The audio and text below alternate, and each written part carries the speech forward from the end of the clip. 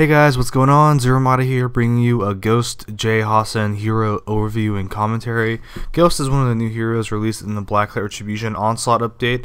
He is currently available to obtain through the 1000 GP Chance Pack or through the Anniversary Packs, which are available for a limited time in the Bronze, Silver, and Gold tiers. Much like any other hero, Ghost kind of has his own specialties and own specialization in terms of what he excels in. Ghost is more of a heavy sniper in comparison to Duchess. I think he's more of a pure sniper, to be honest with you guys. And for the reason for that is he's got a little bit more health, so he can kind of tank that 200 bar damage that a high damage bar can let off.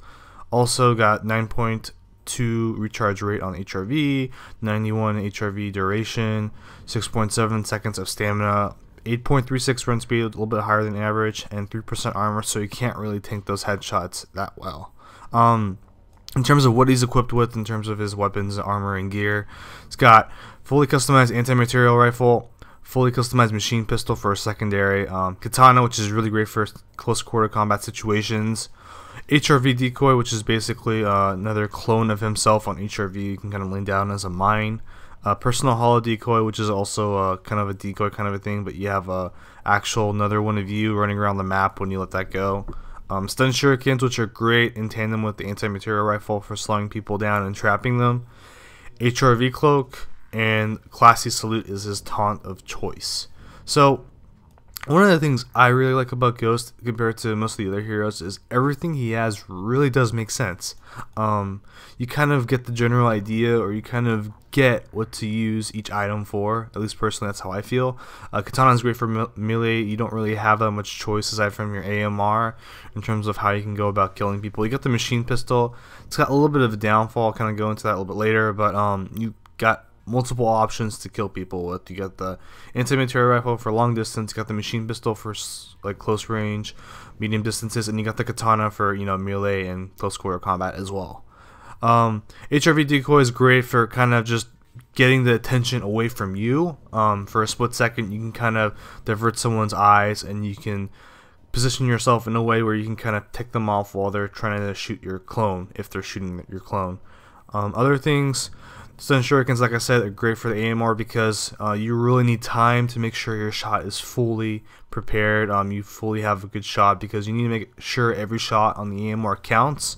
It takes a long time to reload, and the maintenance time on the AMR is really high, so you gotta make sure your shot counts. Stun shurikens, you can stun targets and, you know, get them in a spot for a couple seconds where you can kind of just shoot them down, and you don't have to worry about them moving around or anything like that.